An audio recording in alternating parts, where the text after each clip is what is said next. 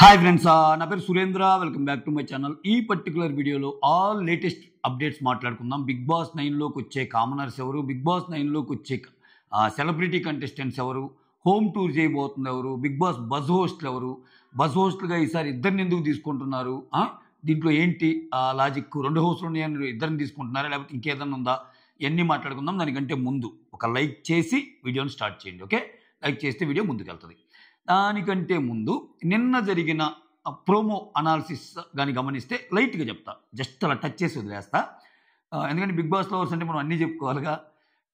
నిన్న వీళ్ళిద్దరితో ఆగింది కదా, ఎవరిద్దరితో, హరీష్ అండ్ దివ్యతో. ఈరోజు హరీష్ దివ్యాల్లో ఖచ్చితంగా హరీష్ గెలిచినట్టు క్లియర్గా తెలుస్తుంది. ఎందుకంటే గెలిస్తేనే కదా నెక్స్ట్ ఇంకొక రౌండ్లో వేరే వాళ్ళతో ఆడేది. అక్కడ హరీష్ పవన్ కళ్యాణ్తో ఆడుతూ చూపించాడు. ఇక్కడ పవన్ కళ్యాణ్ గెలిచినట్టే అర్థమైపోతుంది. సో దీన్ని బట్టి ఏమర్థమవుతుంది, నిన్న ఎవరైతే అవుట్ అయ్యారో, ప్రియా అవుట్ అయింది, ఫస్ట్ శ్రియా అవుట్ అయింది, తర్వాత షకీబ్ అవుట్ అయ్యాడు, తర్వాత నాగా అవుట్ అయ్యాడు, నెక్స్ట్ దివ్య అవుట్ అయింది, నెక్స్ట్ హరీష్ కూడా అవుట్ అయ్యాడు. అంతేగా పవన్ కళ్యాణ్ గెలిచాడంటే. సో ఈ 6 ఆల్రెడీ అవుట్ ఈ గేమ్ నుంచి. ఈ రోజు జరగబోయే దీంట్లో ఇంకా మిగిలింది ఎవరెవరు, పవన్ కళ్యాణ్ మిగులుతాడు, కల్కి, దాలియా, డిమాన్ పవన్, అనూష, శ్రీజ, మనీష్, వీళ్ళు మిగులుతారు. సో వీళ్ళు ఎవరు గెలిచారనేది చూద్దాం. అయితే ఇక్కడ ఒక్కొక్కరు అవుట్ అయిపోయినా లాస్ట్ ఇద్దరిలో పడినప్పుడు లాస్ట్ వాడికి అడ్వాంటేజ్ ఉంటుంది.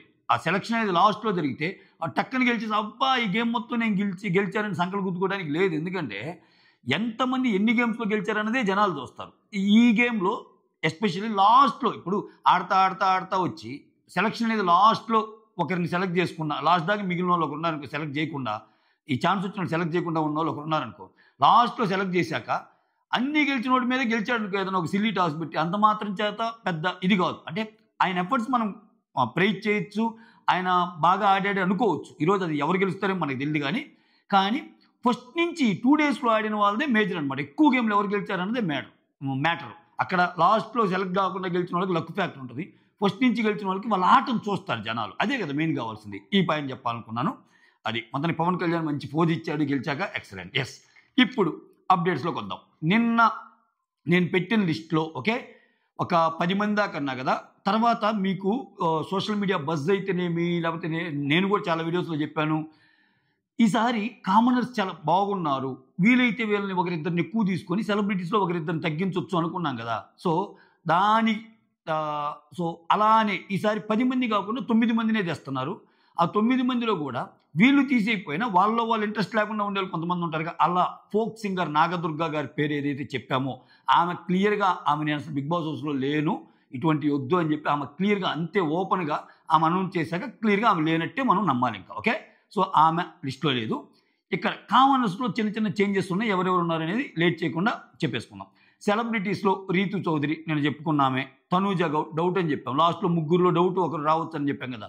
తనూజ అండ్ అలీ గారి వైఫ్ అండ్ ఇంకొకరు చిట్టి పికిల్స్, వీళ్ళలో తనూజ గారు వస్తున్నారు. తర్వాత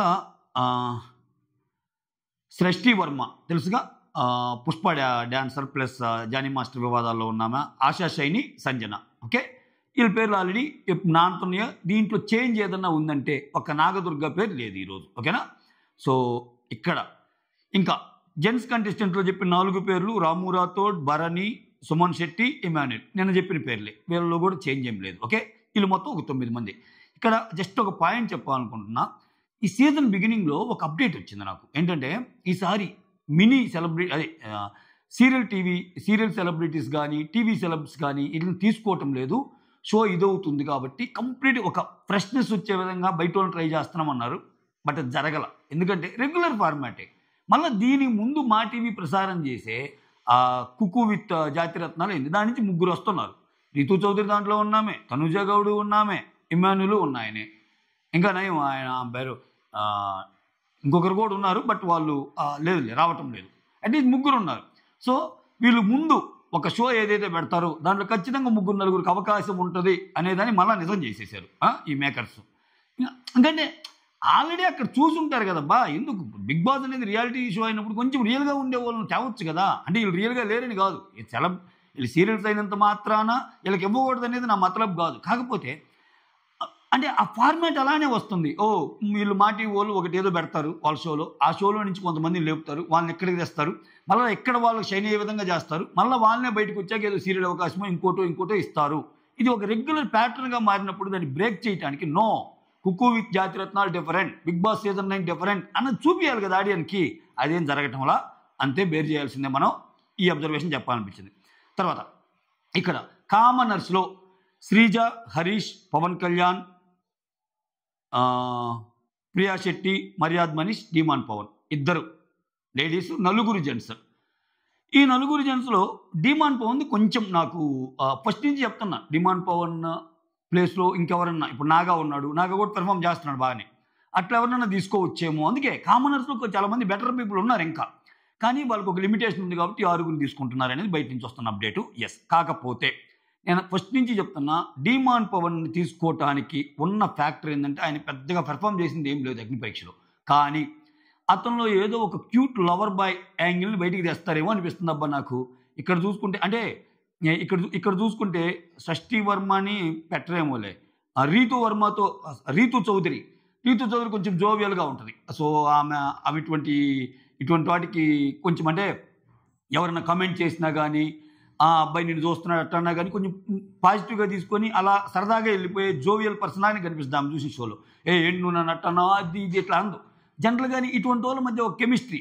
అంటే ఇదయిపోయాక మళ్ళా ఏముండదండోయ్. ఇదయిపోయాక ఇంతకంటే పెద్ద ప్రేమ గ్రంథాలే చూసాం మనం బిగ్ బాస్‌లో. బయటికెళ్ళాక ఏముండవు. ఎవరి దారి వాళ్ళదే. ఇంకా బయటికెళ్ళాక కాపురాలు కూలిపోయినయి ఉన్నాయి తప్పితే కాపురాలు నిలబడిన సందర్భంగా ఏమి లేవు.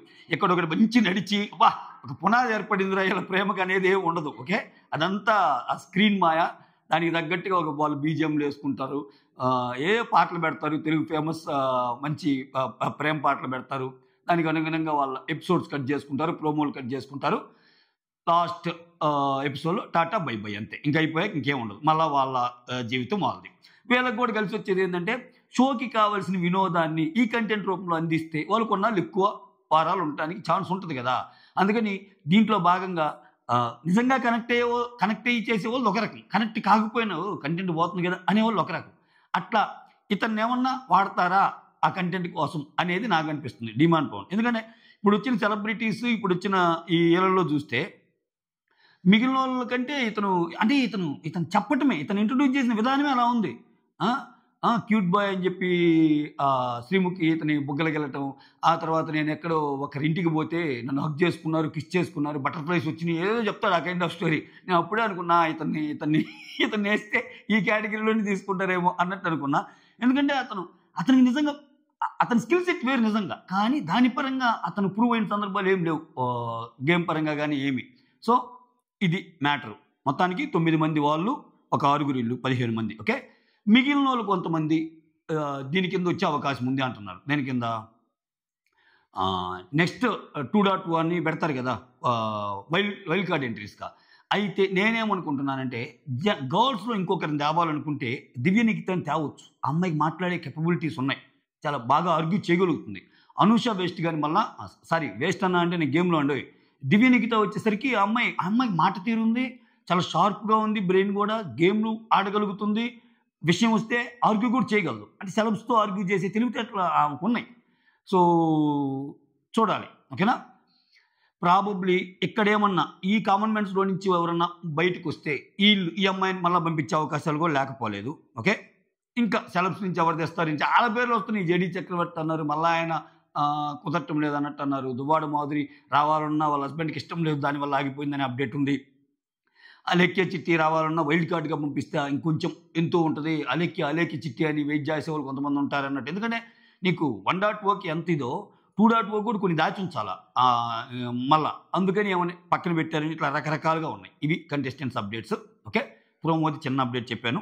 ఆ తర్వాత home tour big boss home tour వచ్చి ఫైమా, పల్లవి ప్రశాంత్‌తో చేపిస్తున్నారంట. పల్లవి ప్రశాంత్ అంటే ఇక్కడ ఈ సీజన్ కామనర్స్ సీజన్ కాబట్టి కామనర్స్‌లో నుంచి వచ్చి విన్ అయిన ఒక పర్సనాలిటీ ఎవరైనా ఉంటే పల్లవి ప్రశాంత్. అఫ్‌కోర్స్ కమెంట్స్ ఏమన్నా గానీ ఆయన యాక్ట్ చేశాడు, అది చేశాడు, ఇది చేశాడు బోల్డ్ అని మనం మాట్లాడుకున్నా విన్నర్ అంతేగా. బిగ్ బాస్ చరిత్రలో ఎప్పుడు ఆ సీజన్ విన్నర్ ఎవరంటే పల్లవి ప్రశాంతే.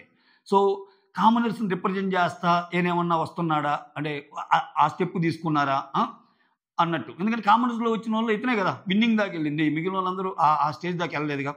సో ఫైమా కూడా వస్తుంది, వీళ్ళిద్దరిని పెట్టి హోస్ట్ టూర్ చేపిస్తున్నారని. ఇంకోటి బజ్ హోస్ట్ల కింద శివాజీ గారు, తేజ గారు. ఇక్కడ 2 డిఫరెంట్ టాక్స్ వస్తున్నాయి. ఏంటంటే డ్యూయల్ హౌస్ ఉంది కాబట్టి, 2 హౌస్లు ఉన్నాయి కాబట్టి ఇద్దరిని పెట్టారు. ఒక హౌస్ నుంచి ఒకరు వస్తే, సపోజ్ సెలబ్స్ హౌస్ నుంచి ఎవరైనా ఎలిమినేట్ అయ్యారనుకో వాళ్ళని శివాజీ గారు చేస్తారు. కామన్ మెన్స్ హౌస్ నుంచి ఎవరైనా వచ్చారనుకో వాళ్ళని తేజ చేస్తాడా. సో ఇట్లా ఇది ఒకటి. ఇవన్నీ కాదు. సో జనరల్ కొంతమందికి ఏంటంటే ఇంటర్వ్యూ చేయటానికి ఇద్దరు కూడా ఇంటర్వ్యూ చేస్తారు. బేసికల్గా ఇంటర్వ్యూ చేసే పర్సన్ శివాజీ అనుకో, తేజ పక్క నుండి కొంచెం కామిక్ చేయటం, కొన్ని క్వశ్చన్స్ని అందియటము, లేకపోతే కొంత ఇన్ఫర్మేషన్ని యాడ్ ఆన్ ఇన్ఫర్మేషన్ ఏదైనా ఉంటే పాస్ చేయటము.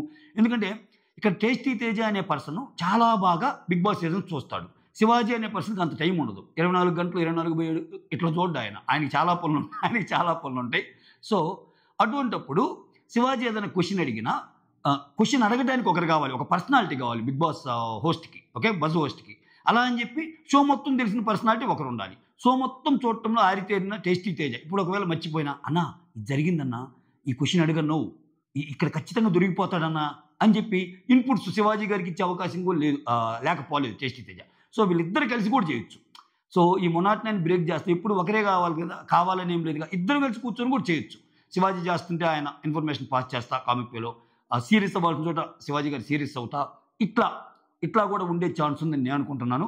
ఇవి ఓవరాల్ అప్డేట్స్. మీకేమనిపించిందో కమెంట్ చేయండి. వీడియో నచ్చితే లైక్, షేర్, సబ్స్క్రైబ్. హైప్ కూడా. Signing off.